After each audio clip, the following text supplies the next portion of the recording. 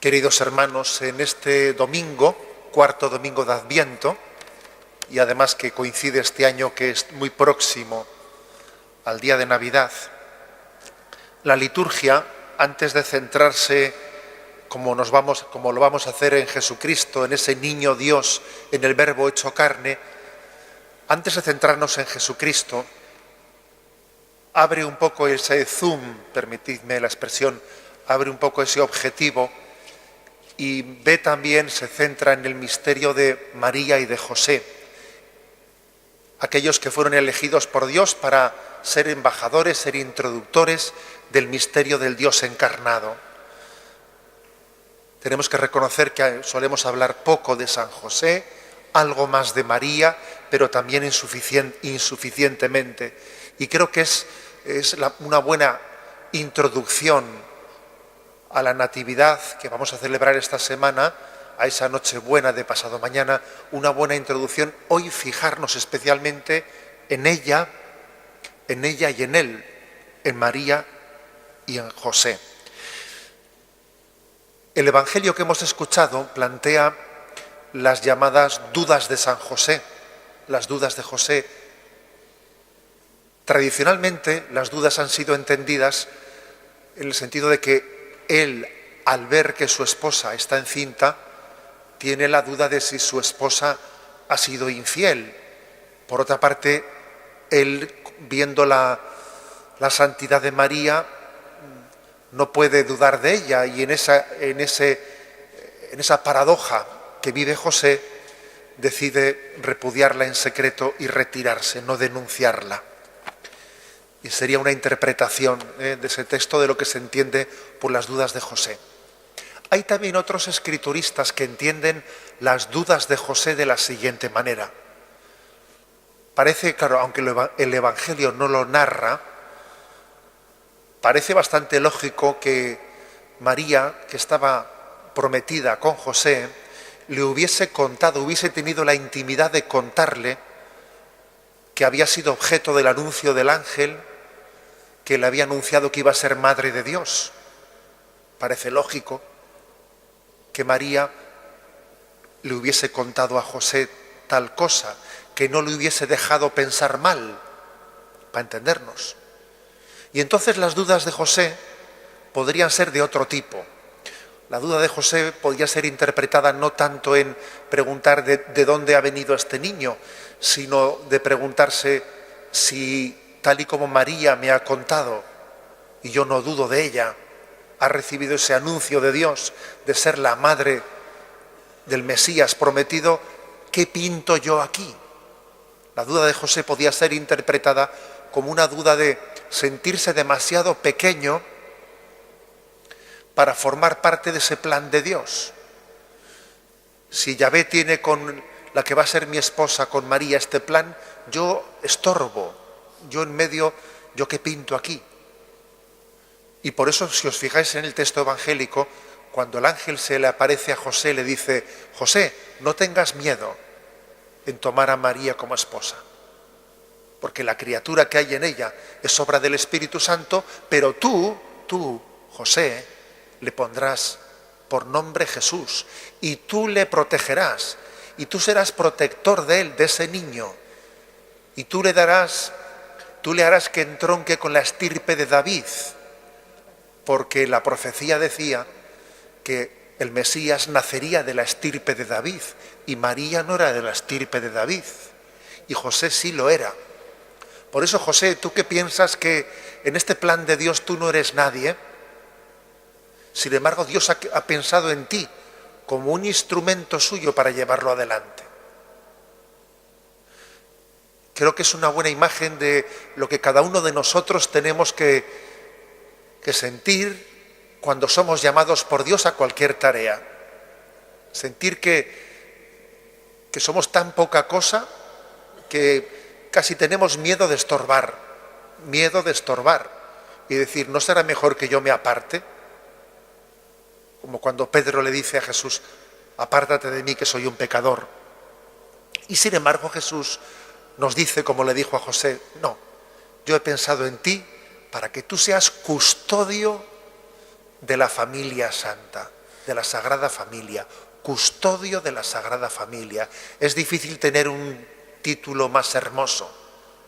¿Qué haces en tu vida? Custodiar. Custodio los dones de Dios. Intento guardarlos, intento cuidarlos, intento que sean fecundos. Custodio los dones de Dios. Con respecto a María, nuestro querido Papa Francisco, en su reciente exhortación Evangelii Gaudium, en la parte final de la exhortación, decía sobre ella cosas muy, muy hermosas. Decía que es una mujer eficaz, práctica, apañada, solemos decir nosotros en nuestro lenguaje común, una persona muy apañada, que sabe transformar, dice el Papa Francisco, sabe transformar una cueva de animales en un hogar cálido, sirviéndose solamente de unos pobres pañales y de una montaña de ternura. Es capaz de realizar tal milagro de transformación. Quien transforma una cueva en un hogar cálido es que es alguien en quien Dios está presente. Hay un estilo mariano que es, como dice el Papa, el de la revolución de la ternura, porque María tiene la cualidad de ir sembrando allí por donde pasa la cercanía de Dios. Hay personas que allá por donde van siembran la cercanía de Dios en torno a ellas, y sobre todo esa es María. Como a San Juan Diego, me imagino que seréis conocedores un poco de la historia de la aparición de la Virgen María, la Virgen en su advocación de Guadalupe al indio San Juan Diego, allí en el siglo XVI, en los inicios de la evangelización de América. Y cuando San Juan Diego se sentía turbado, cuando aquel indio, un indiecito, pues decía, pero ¿qué hago yo metido en este lío? María le susurraba al oído, no se turbe tu corazón, ¿no estoy yo aquí, que soy tu madre? Y yo creo que esto es lo que tenemos que escuchar todos nosotros de María en estas Navidades, porque lo escuchó Jesús. No se turbe tu corazón, ¿no estoy yo aquí, que soy tu madre? ¿No estoy yo al lado tuyo? Dios ha querido que no caminemos sin madre, que tengamos siempre la referencia materna en nuestra vida cristiana, para que el rostro misericordioso de la Iglesia sea más patente, sea más visible. Así pues, teniendo a José y a María, estas dos figuras, en nuestro corazón, imitando sus actitudes, preparémonos para las próximas Navidades. Un detalle más, no menor, sino muy importante. El hecho de que aquel acontecimiento tuviese lugar bajo signos de pobreza, Tradicionalmente hemos unido la campaña de Cáritas al misterio de la Navidad, y este domingo, este cuarto domingo de Adviento en el que estamos, en nuestra diócesis celebramos la campaña navideña de Cáritas. La colecta que vamos a hacer en esta Eucaristía tiene ese destino.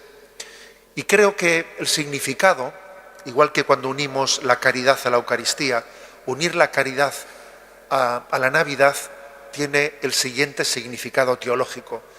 Dios se hizo pobre para ayudar a los pobres y nació encarnado en signos de pobreza, y a nosotros se nos pide el despojamiento para poder amar al necesitado,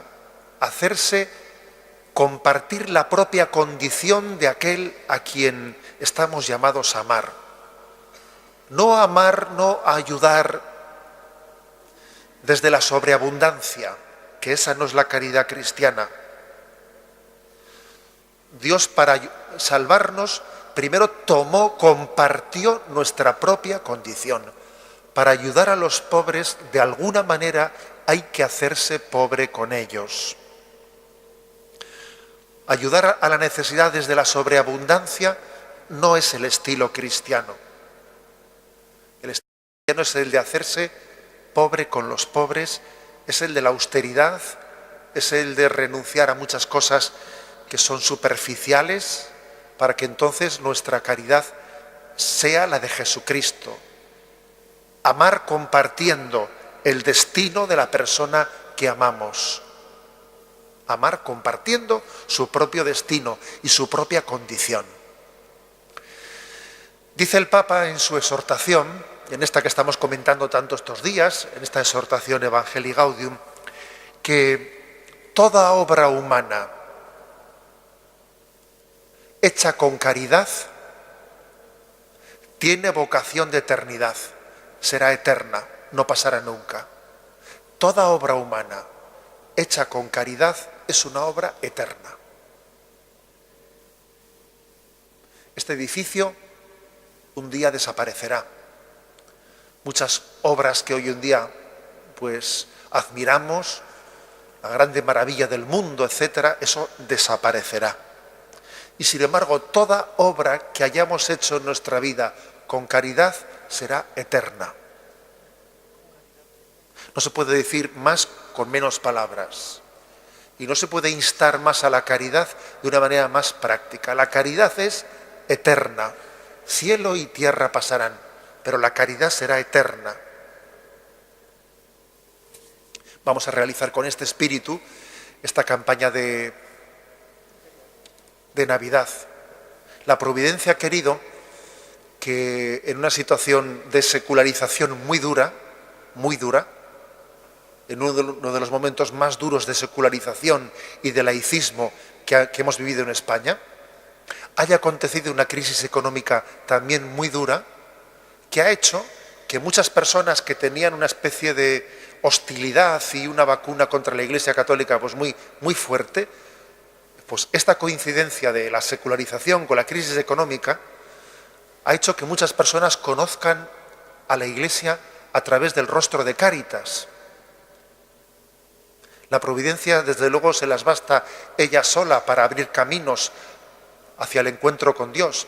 Y ciertamente muchas personas que denostaban o criticaban o sencillamente daban la espalda a la acción ministerial de la Iglesia han descubierto de alguna manera o han podido empezar a hacerlo que Dios es amor y es misericordia. Y que esa es la esencia de la predicación de la Iglesia. Dios es amor y misericordia. Quedémonos con esto porque queremos que las cosas que hacemos sean eternas. No nos resignamos a que nuestro esfuerzo sea pasajero. Queremos que lo que hacemos sea eterno.